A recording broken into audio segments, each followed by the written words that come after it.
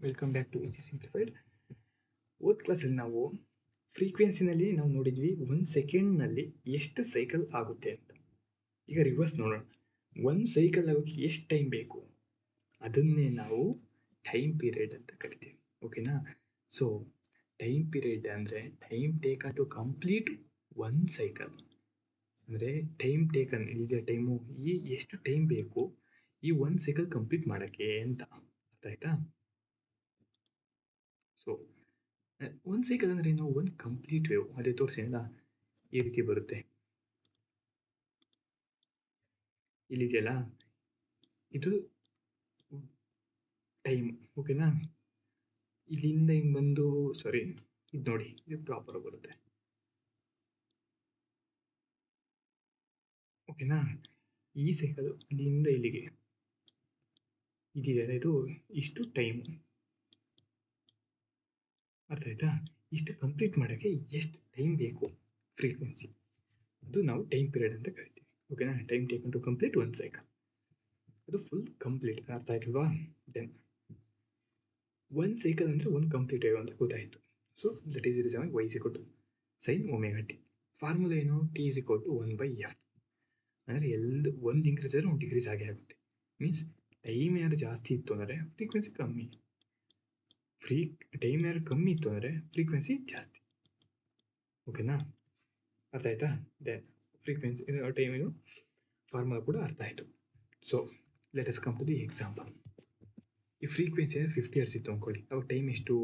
0.02 seconds. ಅಂದರೆ ನಮ್ಮ ಮನಿ ಬರ್ತಿದೆಯಲ್ಲ frequency, ಅದು ಎಷ್ಟು? 0.02 ಸೆಕೆಂಡ್ಸ್ನಲ್ಲಿ ಆ 50 hertz time taken to complete cycle ಇದೆಯಲ್ಲ, ಆ ಫ್ರೀಕ್ವೆನ್ಸಿ ಆ ಇದರಲ್ಲಿ ನಮಗೆ ಎಷ್ಟು ಟೈಮ್ ತಗೊಂತಿದೆ ಅಂದರೆ 0.02 ಸೆಕೆಂಡ್ಸ್ ತಗೊಂತಿದೆ.